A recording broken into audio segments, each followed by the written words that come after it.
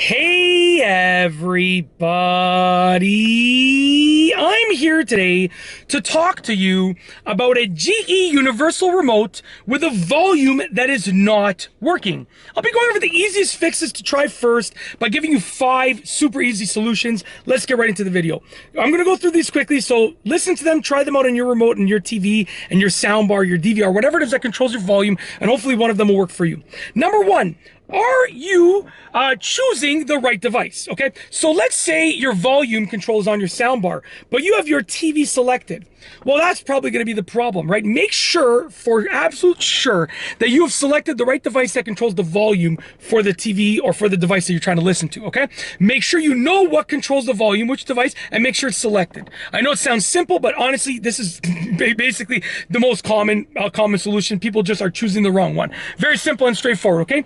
Number 2, the second solution is to try a different code. So you've probably entered in a code for your TV, let's say, or your soundbar, and sometimes codes will work with most of the features of the device, but not all of the features. So if your volume is not working, then try a different code, especially if you just set it up like recently. If you know your volume was working yesterday and it's not working today, then it's probably not a problem with the code. But if you just set it up and your volume doesn't work, it's probably a problem with the code.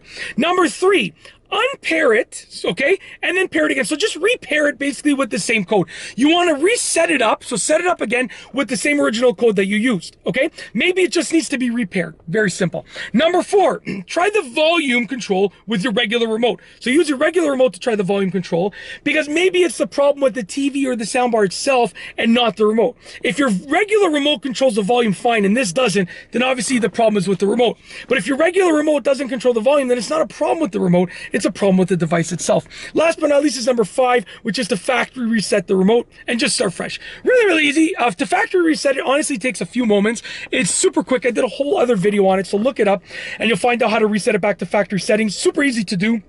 And then just set it up again with all your devices. Honestly, the setup process for each device, if you know the code, or even if you know the couple of codes that it might be, is like maybe a couple of minutes each maximum, okay? So it's worth it to dedicate the time because it might just work. And that's it. Hopefully one of those works for you. If you like this video tutorial / explanation / demonstration, please be sure to give it a thumbs up. Let me know what you think down below as a comment. And of course, be sure to subscribe for more great videos just like this one. And that's all I have for you today. Thanks for watching.